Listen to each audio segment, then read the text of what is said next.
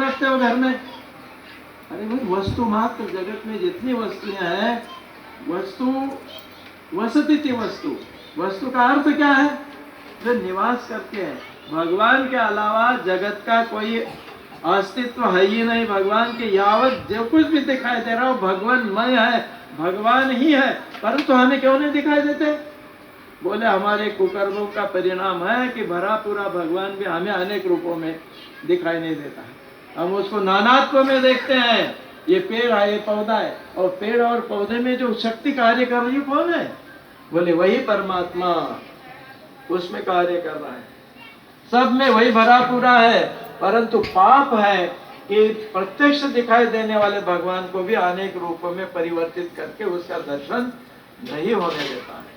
ये बड़ा दुर्दैव है। और नजदीक होते हुए ही वो भगवान हमें दिखाई नहीं दे रहे। और इसलिए उपाय है। उपाय क्या? राम नाम। राम उनका नाम और नामी, उसमें कोई फर्क नहीं है।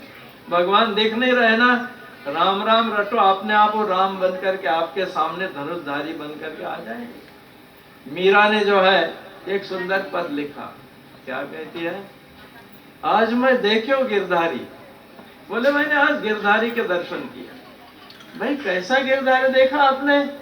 बोले बांसुरी बजाते हुआ गिरधारी मैंने देखा। भाई कहाँ से आ गए गिरधारी? क्यों आ गए? सबके सामने क्यों नहीं आते? तो मीरा ने कहा कि अंशुवन बेल सींच सींच प्रेम बेली बोई। बोले सारा जगत जब रात्रि के अंधेरे में गुम हो जाता था, सो जाता था, पड़ा रहता था, तो मैंने अपनी साधना की। क्या साधना की मीरा ने? अंशुवन बेल सींच सींच प्रेम बेली बोई।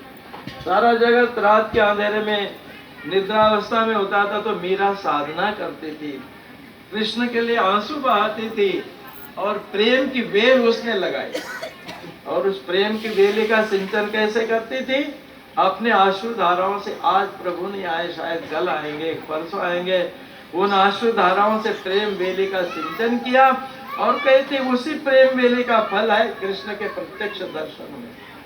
या निशा सर्वभूतानाम तस्याम जागृति संयमी यस्याम जागृति भूतानि सा निशा पश्यतो मुने। ये जो अंधकार में निशाएं हैं, उन अंधकार में निशाओं में योगी जो है जागता है, जिसका संयोजन भगवान के साथ हो गया मन का।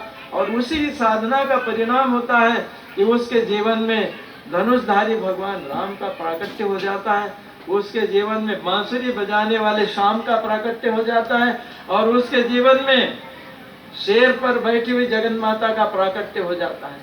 तो आवश्यकता है, जब तक इस तरह की आपकी मानसिक वृत्ति, चिंतन की वृत्ति नहीं बदलेगी, भगवान आपको होते हुए भी दिखाई नहीं देंगे। सब जगह है, सब कुछ है।